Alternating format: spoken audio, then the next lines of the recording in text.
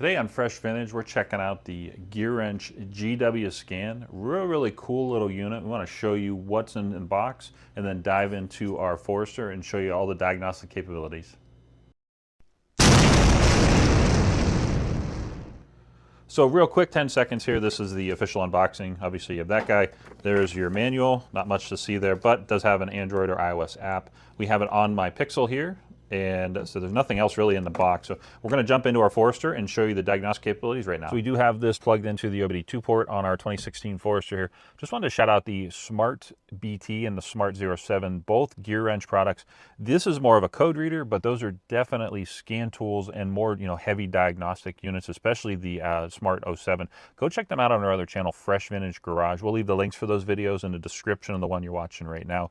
So GEARWRENCH is doing all the right things with their diagnostic tools, and they've done a really solid job right out of the gate here. But let me go ahead and hit activate paired device, and we'll throw this screen recording up on the screen, and we'll get into the diagnostics. And so we are here at the home screen, and we just want to shout out in the top part of the screen here. You see we have Subaru, and I just had this connected to my CRV off screen. So just make sure you put your year, make, and model in here. It seems to not work 100% perfect until you do that. But now that we have that set up, I'm just going to hit quick test. And we'll make note the ignition is on, the engine's not running, but we may fire this up just to see some live data. And you can see it's actually going through and just kind of doing a top to bottom check of the vehicle. Interesting to see, we were just looking at it. It says it has 47.1% of the gas tank capacity, so that's kind of neat to see. Throttle position, so 17%, that's interesting.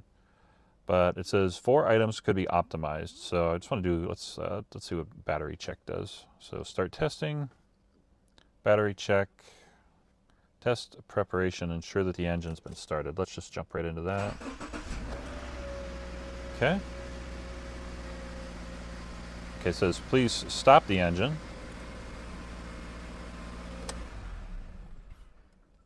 Okay, so we stopped the engine. Please start the engine. Now we're analyzing the battery here. Let's just see what it does.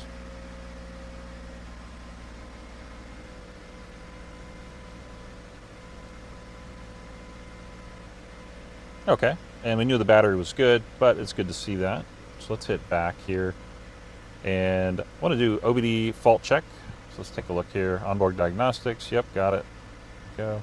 I'm just leaving the car running because I wasn't 100% thrilled that I turned the car off and immediately turned it back on. So I'm just going to give it a minute, get some oil circulating through the engine. So this is our OBD fault check. I mean, it feels like it's doing the exact same thing again, but we'll give it a minute and run through here.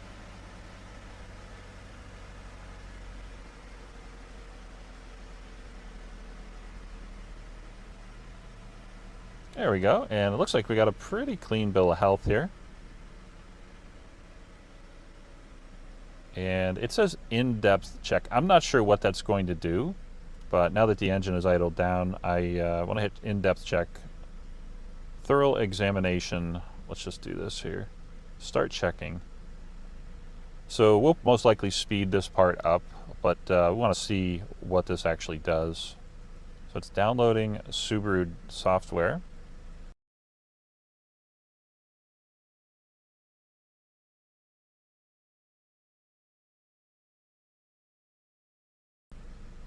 Okay, and we are done here. I'm actually kind of impressed that much stuff came up in this. I'm just going to turn the car off and then go right back into the ignition being on with the engine running. I want to click fault details and see what this says. So, okay, so it's actually giving us a report of the items it found.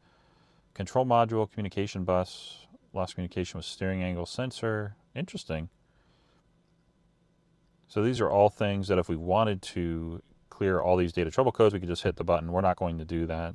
But interesting to see there's 1, 2, 3, 4, 5, 6, 7, 8, 9, 10, 11, 12, if I counted right, 12 of these. Interesting to see that much and that little, the GWScan dug into the systems in depth that much. But let's go ahead and back out of here. I want to go back to that home screen. We'll get to the emissions readiness in just a minute. So we did the in-depth check, and then we want to do the malfunction indicator lamp status. They're basically the check engine light is what they're talking about there. But right now it says 6,610 miles, mileage driven after fault code cleared. So I guess at some point it was turned off here a little while ago, maybe within the last year, give or take, but it's interesting to see. Let's look at some live data. Okay, so we're getting coolant temperature and battery voltage, and let's do more.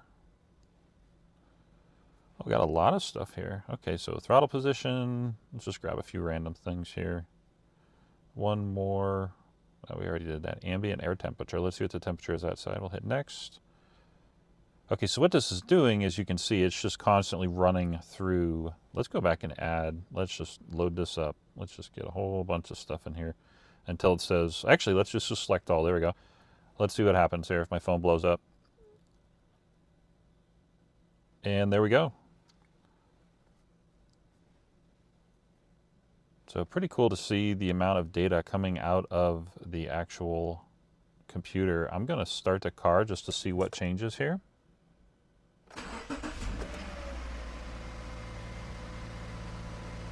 So it looks like it's only updating the top, was that the top 10? Interesting. So if I come back here, but if I choose just a few of these,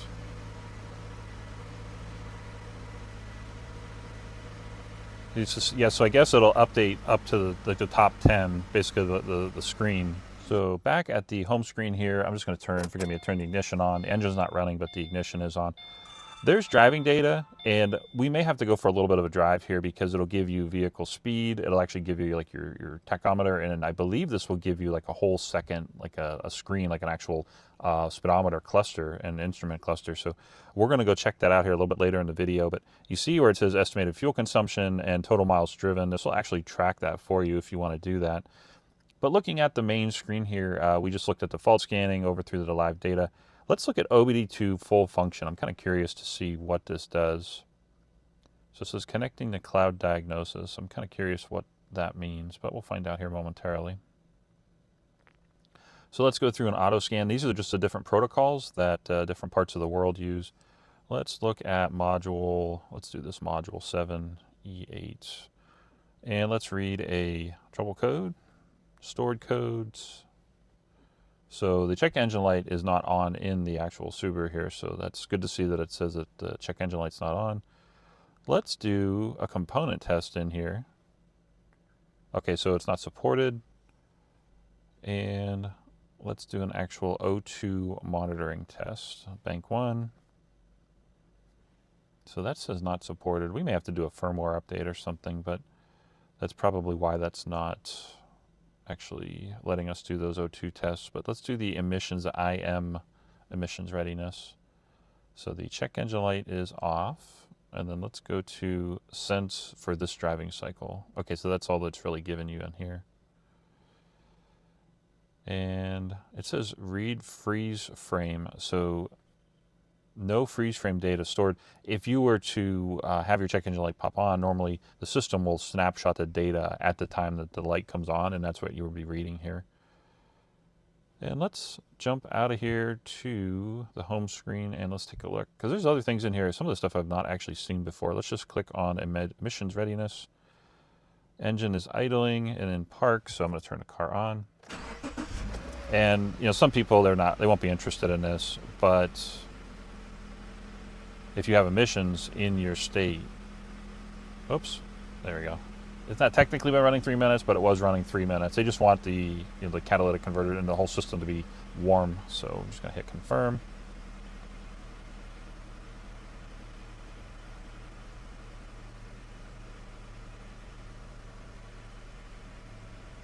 Okay, so kind of a clean bill of health here. For some of this, now it's interesting, all this other stuff just popped up. It does say we have an issue, misfire monitoring. Now, it doesn't let me click on any of this, though. So keep in mind, I mean, you're buying a code reader with this capability. You're not buying an in-depth diagnostic scan tool. It'd be cool if you could click on that, but it does give you, maybe you want to take it to a shop, or if you have a friend with an actual scan tool, you could maybe upgrade to the GW Smart BT or the Smart 07 to kind of dig into this to see what's going on. And I'm going to click on mode 6. I have no idea what that is. Provides onboard diagnostics. Okay, so let's see what happens when we click start testing. And I'm just leaving the car on. I'm not sure if the car needs to be on for this, but I just want to click through here and scroll through, and there's a lot of data coming out of this. Interesting. Let's purge flow monitor. Okay, so this is kind of a component test. Interesting. I mean, for a little pocket code reader, I'm very surprised to see that it gives you this kind of data and it's running through all of this stuff. I mean, there's a lot of stuff in here. Interesting. I'll just click through a few more of these.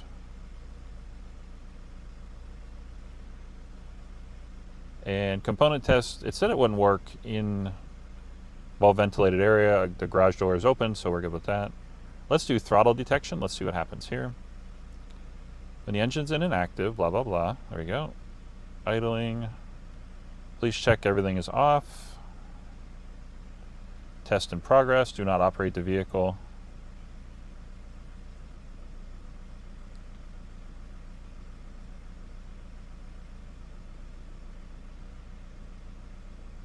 When the engine is off, let's see.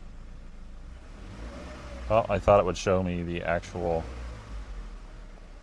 Okay, well, I guess that is what it is, but fuel correction control system detection. Let's see what happens here. Do not operate the vehicle.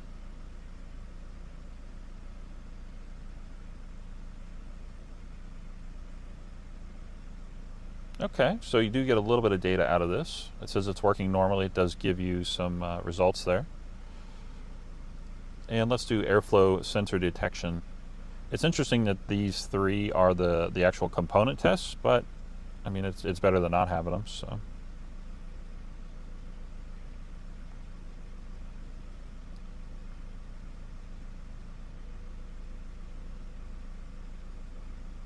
And it says it's working, so I mean, it's kind of a nice little feature to have. It would be cool to see a whole bunch of other odds and ends in here for component, parts of the vehicle. But so we do have the MIL status. We already looked at that battery check. We already did that.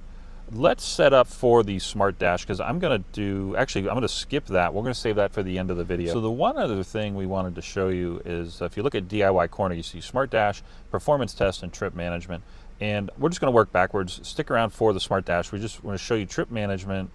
You can just track your mileage. If you actually want to take a trip, if you want to do that in your app, you can set that all up. Performance test is just like it sounds. If you literally want to do standing like launches with your car, you can see what kind of data comes out of here. We're not going to go drag racing in the Forester here. We just wanted to show you this. But if you do buy a GWScan and you do this, let us know. Leave us a comment how it worked and if you liked it. Looking at the Smart Dash, this is by far the coolest feature here that we've seen.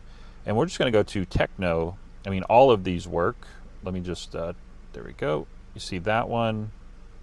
And then Techno. And then I'll show you the actual, there we go. There's a whole bunch of them here. The HUD was kind of neat because if you actually just wanted to use this as a heads-up display, if your car maybe didn't have a digital speedometer, this could work at, in a driving scenario. But we're just going to go to Techno, and I'm going to click on Techno here, and you can see our current fuel consumption, our engine load. We do have our battery voltage and our actual temperature here as well. So I will say the actual tachometer is a little delayed. So when you hit the gas, it's pretty, pretty quick to catch up, but it does have a little bit of a delay. And I'm just going to put the car in reverse and just see if we can actually see like miles per hour.